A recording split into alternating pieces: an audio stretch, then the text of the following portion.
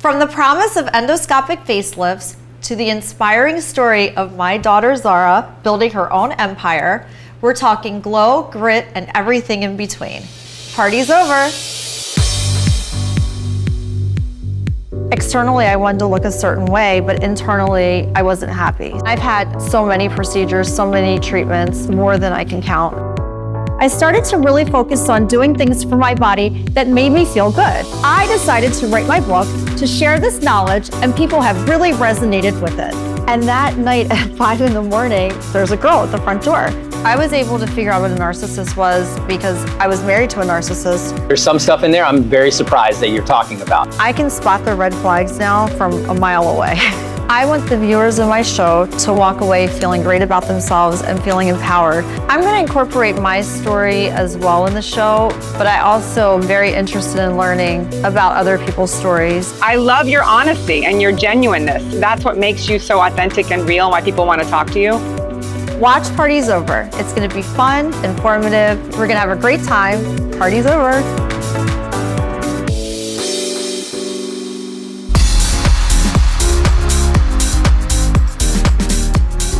I'm starting today with a super hot procedure in facial rejuvenation, the endoscopic facelift. But does it really work? I'm here with my friend Vita and Dr. Gregory Albert, a plastic surgeon who performs and teaches the procedure. Welcome, Dr. Albert. Thank you. Thank you for coming today. Of course. We are both super excited and really interested in this procedure. And can you describe the procedure to us? And we want to know, does it really work? It really works. And some say it won't work because it's not widely done. Right. So you can't compare it to something else. So with a small incision in the hair, about a centimeter, I brought a little demonstration. See how this works. I can't wait to see this. I'm so excited. So small incision, then I In the hairline. dissect all the way down here, the whole cheek. Okay, so the fat above the muscle, the fat below the muscle, which is the buccal fat pad, which I don't have. Which I love that you talk about that in your book, because it's rampant, Yeah. and it's going to be bad for older women.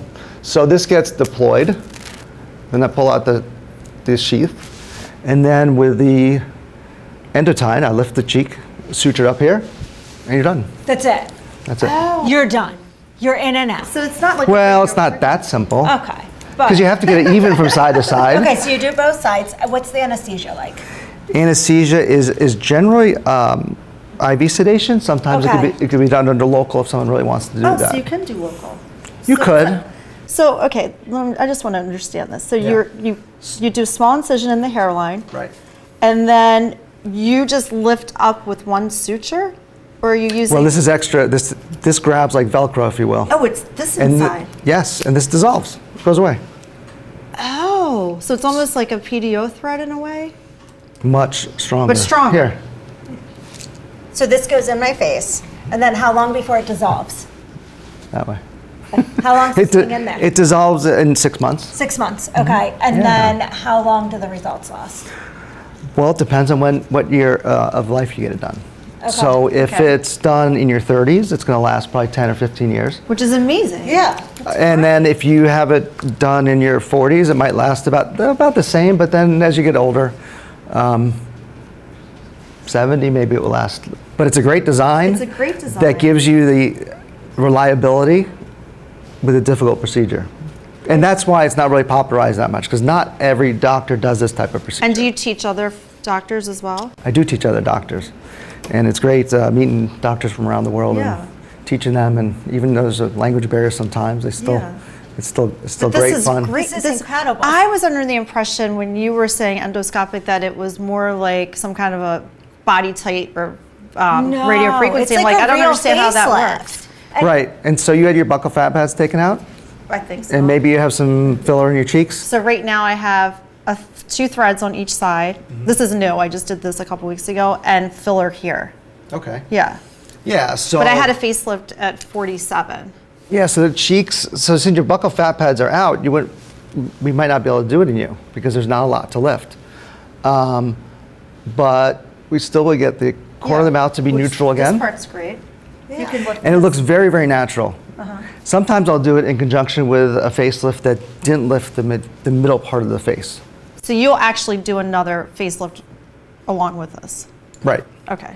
So you don't just do But this for instance, procedure. in your case, since you've already had the neck done and you're happy with the neck, I go back and just do the midface because a lot of facelifts don't lift the middle part of the face. So I'm 43, and the only thing in my face right now is some disc port.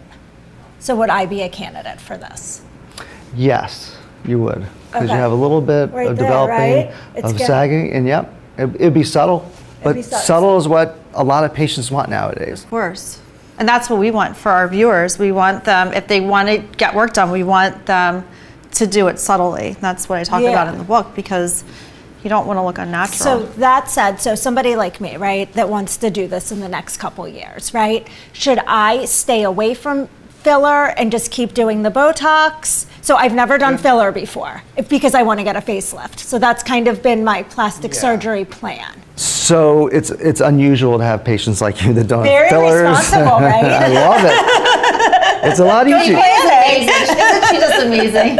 It's a lot easier to do a facelift when you haven't had a whole bunch of filler that's Yeah. changing things. So that's another dimension where you have to kind of estimate what you got filled up, Right. where it is. And So like then- somebody like me who has filler here, I would dissolve it. No. No. Unless you didn't like it. No, I'm saying if I wanted to do this. No, as you well. wouldn't have to dissolve it. Okay. I do dissolve a lot of filler that's put in the wrong place. Right. But if it's augmenting in the right place and not Yeah. making you look like a fat face and skinny neck, Yeah. then it can So be this used, works used with- to our advantage. So am I a candidate? You are. Okay. You are. But that's the best thing about plastic surgery now. You can make, have procedures that make you look better, younger, Right. and feel better, as opposed to just looking different. Yeah. And that's what filler does. There's a diminishing returns with filler. I think, as you mentioned, Yeah. if you put fillers in someone like you who's thin, it's gonna look funny, Yeah. I agree. unnatural. So that said, do you do this in the office? Do you go to a surgery center? Like, let's go through the day of somebody that's getting this done. Because I think a lot of people, if you're going this route, you probably haven't had a ton of work done. And they're just wondering, like, what's my morning going to be like? I wake up and what am I doing? Wake up and you Getting a new face. come to our office. That's right. Well, not a fully new face, but a new and improved. A refreshed face, a well-slept face. Come to the office and my staff greets you, and we have a surgical center in the back that looks like a hospital, Oh, so it's a nice. very safe Okay. environment. And the procedure takes from an hour and a half to 2 hours, if I'm just doing that procedure, which is not very typical unless the patient's younger like you. And then recovery is quick, especially if you're doing it under local, and then your significant other takes you home. Does this help with Ozempic face? Yes, it does. Because you're lifting the Yeah. sag. Because, there's a lot of sag with Olympic. It's been deflated, and the muscles fall as well. And from being inflated to deflated, absolutely. What's the youngest patient that you've worked on for this procedure? For this procedure, in the mid-20s, And the Oh, wow. late 80s. Wow. Yeah, And that person didn't have a prior facelift, or they had? they did. Usually, I do it when it's in older women like that or men. It's because the mid-face or the cheek wasn't lifted, Okay. and so it was mostly pulling of skin or something. It for wasn't as some- long-lasting. So for someone, so I get PDO threads here and there. So since I have 2 threads right now on each side, I would have to wait for those to dissolve? No, I take those out during you do? surgery. Yeah, so she if they're put not it gone. here all the way into my skull. Yeah. So And it you, hurt. And it hurt, right? Yeah, it hurt. And this isn't, I this just did doesn't it a hurt, couple weeks right? ago. Well, no, because you're Yeah, under because you're anesthesia. under. well, when it's done. Yeah. Oh yeah, no, you're No, it numb. doesn't hurt. You're, It's like in your having sleep. a- And you're not walking around with drains. Like, I've No. been with somebody after a full facelift. And it was a lot. Like, drainage, all the things. Not a lot. Yeah, No. this is nothing. This is nothing. This is nothing. This is just like, I mean, with every plastic surgery, there's a recovery, right? Right. Yeah. And then we're planning for a short-term recovery for long-term result. I'm all in. How When long are we is the scheduling recovery? this? Well, let's see. I have to go back to the office to get another one. How long is the recovery in terms of like working So out younger and- patients recover, could put makeup on. If there's bruising, which is not likely because younger patients tend not to bruise, you could look presentable after about 5 days. Yeah. But if you do it past 50 or 60, which is not old by any means, you just, every decade of life you heal a little bit slower. And so that I'd stretch that out. If it was just an isolated mid-facelift, right, 10 days where you really feel confident putting makeup on and going back to the office. So you would do this in conjunction with the mid-facelift, or is this considered the mid-facelift? No, this is the mid-facelift. Okay, which is nice. Because when I did mine, it was just here and here. The mid-facelift treats the middle part of the face. It helps raise the buccal fat pad and the corner of the mouth to neutral. So then if the skin is sagging, then we need to lift the skin and then do the neck. But it's pretty minimally invasive. So you use that for the neck as well? No. Okay. This is made for the That's middle part of the face. That's just the mid-face. Okay, the neck. Yeah, and so the audience might look at this and say, "Oh, wow, that looks scary." It's just think about it as a suture. I don't think it looks scary because I do threads all the time. So to me, it's just like a. This does not look scary to me at all. love And it. I'm like a I love high that you guys- anxiety person, and this doesn't look scary at all. You both put it on wrong. We both what? We put it You on. put it this way. Oh. It goes this way. Oh, See, wait, it goes like this, so it goes holds. way. So So it lifts. starts here. Wait. This way. Do you do this in conjunction with a fat transfer? What are your thoughts on fat transfer? So fat transfers are good if you're depleted. Okay. But just like fillers, if you're filling something up that needs to be lifted, it needs to be lifted, as opposed to injecting fat. So to answer your question, I inject very little fat in my facelifts Okay. because I use the tissues that are there. So he I like wants that, his yeah. patients to look as natural as possible. I think it's so important. I was just curious because I feel like all these people think fat transfers look so natural, but I don't think that they necessarily do. I think that you can look puffy from it. Absolutely. If it's not done properly. As well, the recovery is a lot longer. Brutal. And you have to get lipo in some other random It's- part of your body, which is a real thing. I mean, depending, anybody who's doing fat injections, it's a longer recovery than you think. No, it is. Because you swell a lot, Yeah. and they want to try to get in as much fat as possible. And at the end of the day, you can't replace lifting with a filler or with fat. It's true. Do you have any recommendations on what to like diet-wise leading up to surgery and post-op? Diet-wise, it's best to start with a high-protein diet to begin with, because no matter how healthy you are, you still need more protein to heal. And what about And then- supplements, like certain supplements that you recommend? The supplements, I like patients to kind of be at where they've been, stable and optimized, and so I don't add a lot of stuff to what they're usually doing. I'll definitely take away. Yeah. Like 2 weeks before surgery, you should be off of any of the GLP-1s. Okay. Speaking of GLP-1s, say you are taking them, at what point in your GLP-1 journey do you do your face?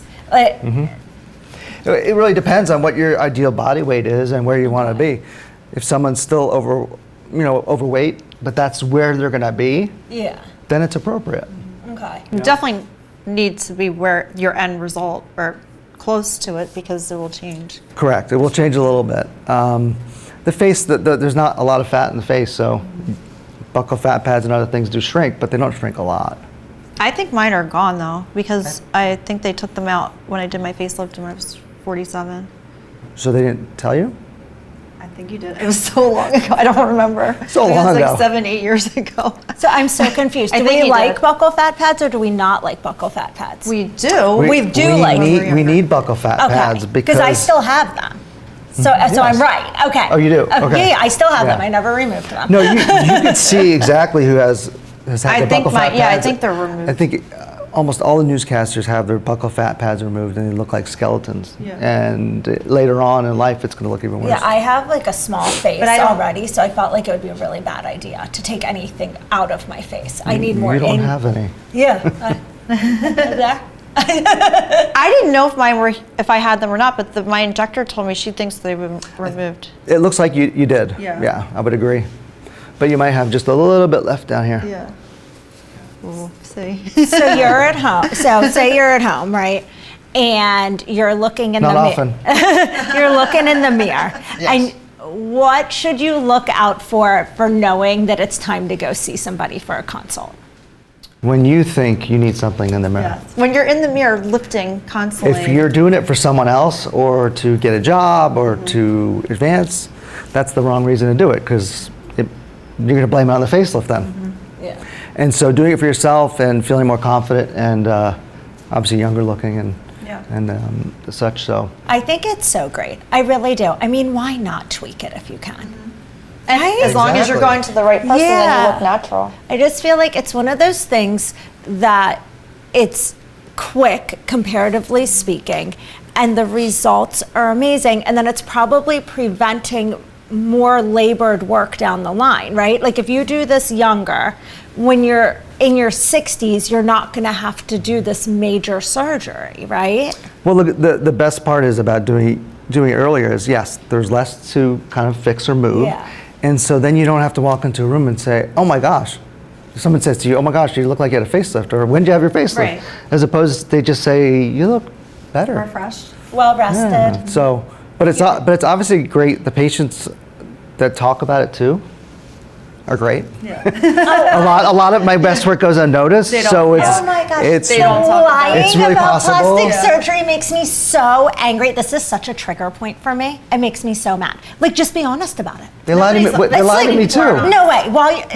It's the craziest thing. Like, why would you lie? Some people just don't look like that when they're born. Like, why would you lie? And I think it perpetuates this culture of insecurity. Like, if you're going around like, I woke up like this and I walked a couple steps and like put a face mask on, I mean, it makes everybody else feel horrible about themselves. I mean, it feels like now people are starting to be more open about it, but not really. Not Still, really. we're still People are behind. very Not hush-hush, I think. as many. Yeah. So this is what commonly happens. I'll be talking to a new patient and say, oh, see, you didn't put down on your paperwork that you had a facelift. Oh, they don't even tell you? This is insanity. No, I didn't have anything done. I said, Wait, you they're sure? not even honest with you? No, they don't. Like, what do They you don't think? tell You're me. going to get in there and not notice?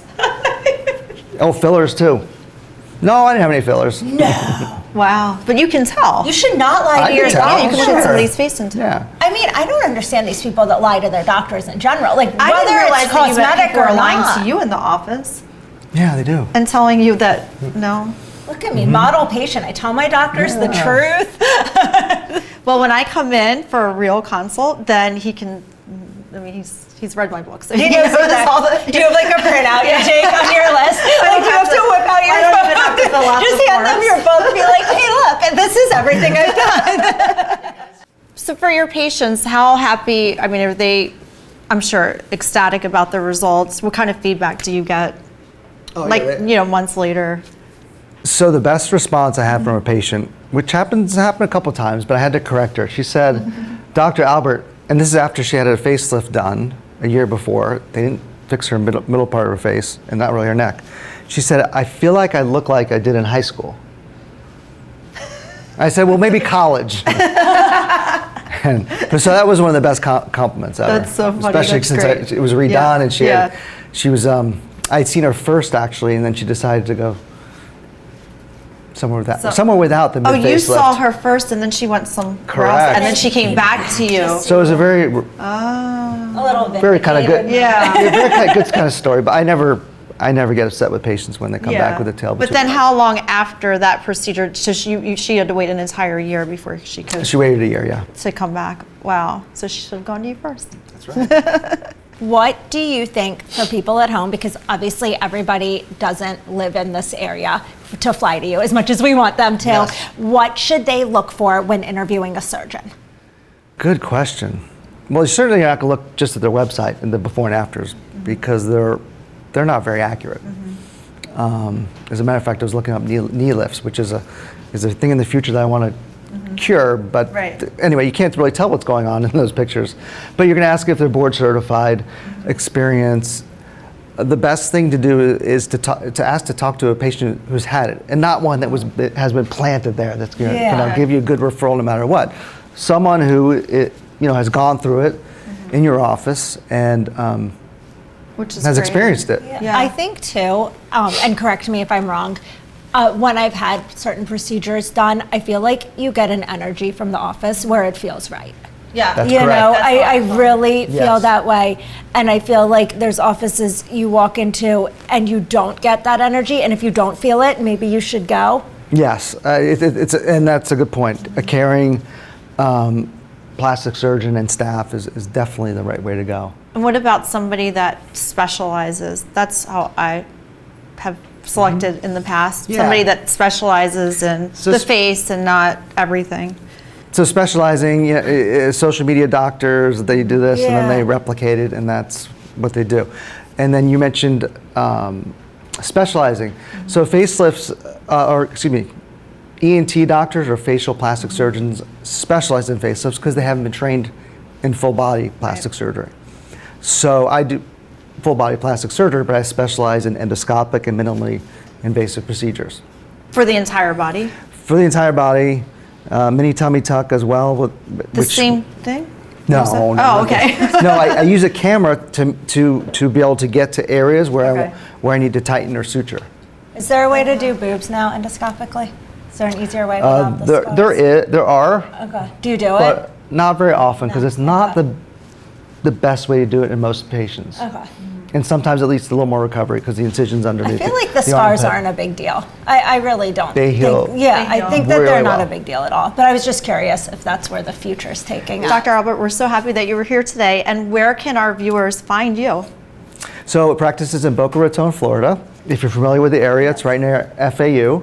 And there we have a full service OR and office, and we offer lots of different procedures. Dr. Albert is at the Optimization Center in Boca Raton, Florida.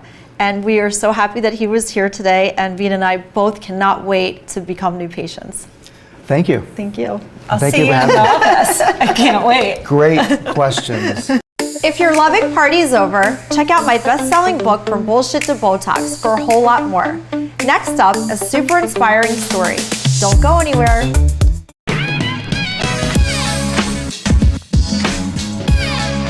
This next Parties Over segment is extra special because I've got my own daughter, Zara Silver, here with us today. Hi. Hi, Zara. I'm so happy to be here. This is the first time I've ever done something like this, and so I'm excited to be able to do it with my mom. I love this. I love this so much. So Zara is so special to me because for people who don't know her, she's an incredible dancer and entrepreneur, and she has an amazing following on social media and an amazing journey as well. So can we talk about your journey? Yes. So Zara was adopted by her father and I when she was 4 years of age. And we were lucky enough to find her in an orphanage in Russia, a few hours from Moscow.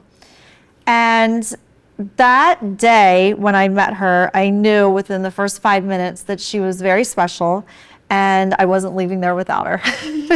Which she doesn't remember that day, but it was a really long time ago. I mean, I don't remember it, but obviously it's the best day of my life. I literally I wouldn't be here without you. I'm gonna cry. I'm sorry. Oh my gosh, I'm telling you. She's the most special girl ever, and I knew it the first moment that I met her, and she is the best decision I ever made in my life to adopt her. So I'm sorry that I'm crying. I love you so much. I can attest that the bond they have is absolutely unreal. And I can also attest that Zara is an amazing, incredible human. Just knowing her from real life, not when she was 4, but in her later years. I mean, I know she's with somebody, but I would love for her to be my daughter-in-law one day. For a very long time. And the moment she went with it, whenever I can. So Zara is very good friends with Vita's stepson, and that's like her dream for them. I have the wedding planned in my head. But Zara actually has a great boyfriend. His name is Boone. And Sorry, Boone. I don't dislike you. I'm just being selfish. We love Boone, but Vita and I would love to be related, but I'm not sure if that's happening, is it, Zara? My daughter's not older. So when Zara came to us, she did perfect cartwheels. So one day I looked and I thought, wow, that's like interesting because I mean, I don't have talent like that, so I didn't even understand the perfect cartwheel. And then next thing you know, she taught herself gymnastics. So I thought that was even more interesting because I'm like, wow, how does she do this? Like, she just had so much talent. But then every time we would take her to a gymnastics studio to join, she would decide she didn't want to. I hated it. I hated it. Yes. So can you tell the viewers I why? honestly don't. I don't know why I hated it. I would always be so excited to go. Then I would show up, and I was great until they asked me to do vault, bar, anything but floor. I absolutely hated. I would leave crying.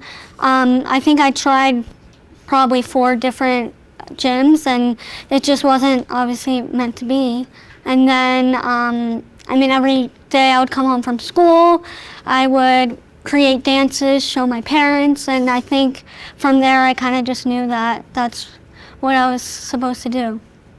So we let Zara turn our house into a gymnastics studio. She would literally, Coolest mom ever. as long as everything was put away by bedtime, she just would run wild in the house. And she had a lot of energy. So from the time she woke up until the time she would pass out at like 8 or 9 p.m., she would just run wild. She would be flipping and jumping off the furniture, jumping off of the kitchen counter, doing flips in the air. And I just thought it was amazing. I was like, you know what? I'm just along for the ride. We're her vehicle, and this girl is so special. She just do her thing. And by 6th grade, she was getting up in the middle of class and dancing in the middle of her classroom. So her teacher was really nice, and she would just say, oh, Zara, when you feel that urge, which was probably every minute of the day, just go outside and run around the building. So at that point, we realized that maybe the classroom wasn't the right place. Yeah. So then I switched to homeschooling, and from there I trained dancing from, I think I started at 12, was it 12 p.m. I think? At 12. And then I ended my nights at 8 p.m. So it was an all day thing, and then the mornings from 8 a.m. to 11 I was doing school. So she was in a really nice virtual school program. For all of our viewers, if you have a child that has other interests besides sitting in a classroom all day, these programs work really well because really it's only 3 hours of school that they're getting anyhow. So she was able to complete her schoolwork and then dance and do what she loved the rest of the day. And at 12, she was late for dancing because most dancers start when they're 3 or 4. So she had to learn and all the technique that she didn't know already, even though she was a self-taught gymnast. What was the first dance class you took, technique-wise? Technique-wise would probably be, when I first started dance, I mostly just did acro and contemporary. So in contemporary classes, you would do across the floor and learn that. Obviously, I had to do a little bit of ballet, but ballet was never something I wanted to do. It's still to this day my least favorite dance style. I definitely lean more towards acrobatics and lyrical, but as I've gotten older, I've found more of a love for other dance styles. So I really like jazz funk, hip hop. So yeah, I honestly but still, I like everything but ballet. So I'm a dance mom. This is really interesting to me because I just had this conversation because my daughter doesn't love ballet either. She's very much like Zara, where she's like bouncing off the walls and wants to do the acro and stuff. And I've been making her keep doing ballet because I thought it was the foundation for everything. Yeah, it is. Oh, it is. Yeah, so it is. Zara should be. Okay. So we moved to Miami when Zara and my son Zachary, her brother, was 12 and 13. We found an amazing studio here for her, and they're probably one of the best. Of course, she went for a few days crying her eyes out. I'm like, what's going on? I don't like it. I'm like, but this is where you need to be. Like, this is a great studio. Super ballet based. And super ballet based. Oh, interesting. And then instead she found another studio that did more like competitions, and it was more fun. And they had a homeschooling program during the day for students who were at a virtual program and could dance. So she was doing competitions. So Yeah. not at first. So not at some point. Which means you were a dance mom. Technically, I wouldn't consider myself a dance mom because I really had no idea what was going on. I really had no clue. I was just like, I'm just along for the ride. This is Zara's show. Yeah. I'm just in the background. And like dance moms can be really Intense. Yeah. super Yeah. intense. So she started going to this dance school, and she liked it a lot at first.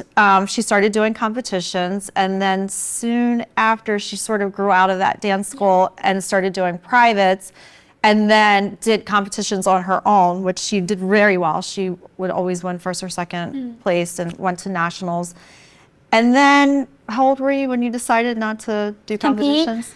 Well, I only competed for like a year and a half. So it wasn't even that much. I don't know, I just think just wasn't for me. I don't like the idea of just dancing to get a trophy. You know, I think there's so much more than that. But I will say that I did really appreciate that you weren't a typical dance mom. You made it super easy on me, and you know, I never felt pressured. I did it because I wanted to do it, not because you wanted me to do it. So yeah, I was very grateful for that. Thank you. That's so important, so like the nice. pressure they put on these kids. And it's such a young age. I mean, I see it in lower school age. I mean, we're talking kids that are 5, 6 years old, and the pressure they're putting on them to be so successful at a young age. And I think it's so refreshing as a mom of a younger child to see you didn't even get into this until 12. Yeah. Just is such a relief for me, and I think a lot of my friends, because we feel this pressure, put your kid in this, put your kid in that, they're already behind, when that's not true at all. Like, let them just breathe and develop. She wasn't, even though she was behind in terms of a true dancer would start, you know, at a much younger age, she caught up, and a lot of that was because of the homeschooling or the virtual school that she did. And it was a great program. She was super prepared for college. But that said, she was able to spend endless hours a day doing what she loved. And really, it wasn't my life, it's her life. So I wanted her to be happy and really enjoy. I think this is a lesson for everybody, not even just parents, but it's never too late to start something. Yeah, you know, never. just because somebody says that you should have started something at a younger age doesn't mean you shouldn't try to do it. And that's across the board, not just for children, but for adults too. When she woke up at 12 and she's like, look, I want to dance, and the whole gymnastics thing, like, yes, could she have been a gymnast and gone to the Olympics? 100%. I mean, she's super talented, and that just wasn't what she wanted. You have to want it. And you have to be passionate about it. And she didn't have the passion for, like, she loves the floor work, but not the rest. Yeah, and I think that if you don't love it and you're pushed into it, the rebound on that can be so detrimental to kids' futures. You know, once they get older and they've had all this pressure to do these things, and then all of a sudden they're free from it, and it's like a rubber band that expands and then it shrinks, you know? So we basically had Zara for 11 years, because at 15, she looked at me one day and said, I'm going to LA. And I'm like, you are? And she said, there's a dance studio I want to dance in LA. Can I go? And I was like, sure, we'll figure out a way to make it happen. And fortunately, my sister moved to LA as well with her, and Zara's father and I were back and forth. And then eventually all of us moved for 6 months, and then COVID happened. So then that kind of, she was back and forth between LA and Miami. And then from there, she went to college. But during that time, she built this amazing social media platform, which, do you want to tell us about that? So, well, it first started, I just always liked Instagram, social media. I started posting, engaging with a lot of different dancers, and started seeing a following happen, not like a crazy following. I never had viral videos, but I did gain like 10,000 followers, which at the time was crazy for me. I didn't think I could do something like that. And then TikTok happened, but before TikTok, it was Musical.ly. And I always said once TikTok became TikTok, I was not going to download the app.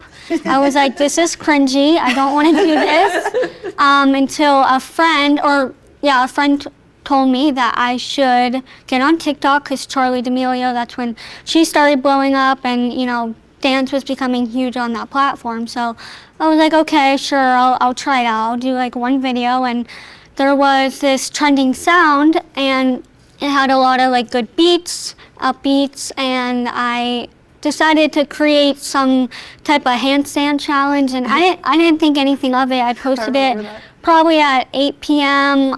At the time, I think I only had 800 followers, and when I went to bed, my video had 1,000 views, so nothing happened, and I woke up to 99 plus notifications, and I was like, what is this? I was so confused, and so I looked on my video, and it had 800,000 views. And then it just kept gaining traction throughout the day, and I ended up, at the end of the day, I think having 2 million views on it. 2 million? Yeah. And that was my first viral video, and when that happened, then I obviously kept posting. Just recently, about a week ago, I had my most viral video, which is currently at 16 million, and it's still getting traction. It's crazy. Yeah, it's social media, it's insane what social media can do, and you just never know what's gonna do well. There's so many videos that, especially that one video, my recent one that went viral, I did not think anything of it at all. It was probably one of my least favorite videos, and it ended up being my most viral video, so. Yeah, you just never Yeah. know. You just never. So Zara's known in the dance world as the flexi girl because her flexibility is off the charts, which we are going to include in this episode some of her clips. And now Zara is an entrepreneur, so tell us about your business. Yes, I was going to college for dance, and as much as, I really have a passion for dance, and my dream is to, work in the industry, go on tour with an artist, be in commercials. That will always forever be my top dream. But if you know anyone in that industry, or if you are someone in that industry, you know that it is super competitive. It's really hard, and you never know what's gonna come about it. You could, have a job for a year and then you're jobless for 5 years because you're just not getting booked, or you're constantly going to auditions. You could go to 100 auditions, get 100 no's, and then you finally get a yes. But that, I think, puts a lot, it affects your mental health, constantly getting no's. So I kind of decided, okay, I think I should, to make sure I'm making an earning and successful with that, I should do something with what I know. I mean, my mom, for the longest time now, has told me that I should teach, and I never thought it was something I could do. But then I kind of just started creating an app where I teach people dance and fitness combined, just because it's fun for me, and I've always watched YouTube my whole life. Learned a lot of my tutorials, everything on YouTube, so it's kind of, doing that same thing. So that's what I'm doing currently, and then obviously, hopefully, fingers crossed, on this side I can also pick up tour jobs, commercial jobs, music videos, yeah. Which I'm sure you will. You're very talented. On your shoulders. I mean, she's 21 and she's such an entrepreneur. That's amazing. She's amazing. I mean, she's so together. I mean, if I was this together at 21, I can only imagine how successful I'd be right now. Thank you. She is amazing. And for the viewers out there, so many people don't understand adoption, or they're afraid that they wouldn't love a child that wasn't their biological child the same way that they would love a biological child. And I'm here to tell you that it's not true. I have one of each. I always wanted to adopt, and I'm adopted, my sister's adopted, so that was normal for our family.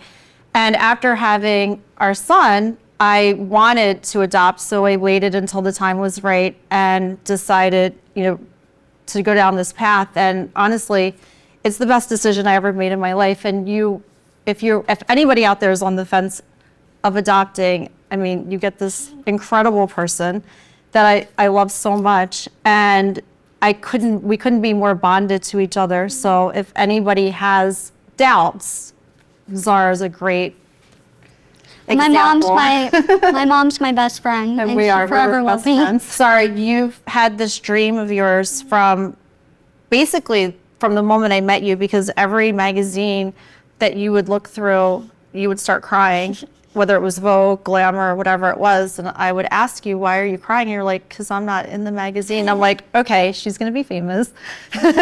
She's got this drive. Like, So what kind of message could you say for other girls? Because you have so many followers, you have so many girls, young girls that look up to you. And that's why for years I kept saying, you know, you should teach, because these girls begged you for so long to do tutorials. Zara, how do you do this and how do you do that? And now you have the confidence to teach. So what message could you give the viewers and to girls out there who, you know, look up to you or, you know, want this for their life? Yeah, I mean, I would say the biggest thing is you're not ever going to be fully ready. I didn't think I was going to be fully ready to teach, but I just had to make that move. It was uncomfortable, it was scary, but then I did it, and now it's something I really love, and it's really fun. So you kind of just got to do it. You have to know, and just know, tell yourself that it is going to be hard. It won't be easy. It might be uncomfortable, but that's how you get past that. Zara, this episode was so special for me, and I'm so happy that you came on the show. And I love you so much. And Vita, I'm so sorry that she might not be your daughter-in-law. Dear, life isn't fair.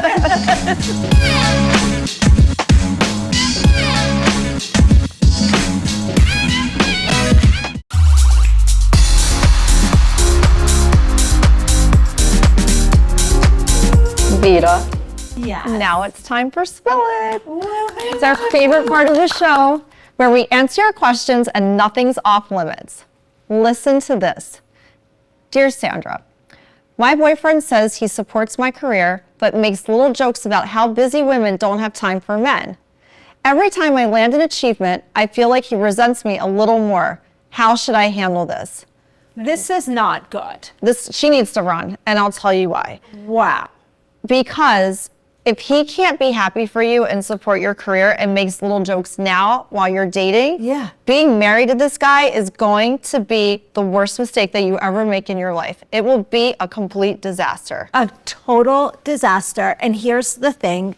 There are men out there that cannot handle being with a spouse who is more successful than them, and it leads to cheating, it leads to arguments, it leads to lies. I mean, on every level, this is not good. So if she wants a career, which it seems like she really does, she needs to get away from this guy. And this guy, he's a very jealous guy. It's not going to work out, I promise you. I have a friend who married somebody, and at the time she gave up her career for him, and then years later wanted to go back to work. She sells real estate, and every time she got an award, he would pack up and leave her for months at a time, turn off his phone, and it was a complete disaster. She ended up leaving him, but he couldn't even be happy for her to receive a work award. No, it's kind of sick behavior, honestly. It's very narcissistic. I feel like you need to be with somebody that wants you to shine.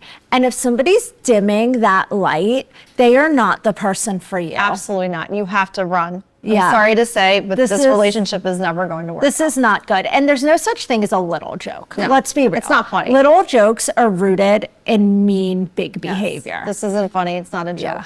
Go. Just break up with him. You have a career. You don't need him. Nope. Just run. You're great. Peace out. Bye. We love hearing from you. Keep your letters coming. And that's it for Parties Over this time. Like, follow, and subscribe. And for more behind the scenes, unfiltered real talk, and beauty tips that actually work, find me on Instagram at Sandra Lena Silverman. Until next time, stay bold, stay radiant, and remember, aging is optional. Bullshit never is. Bye. Party's over.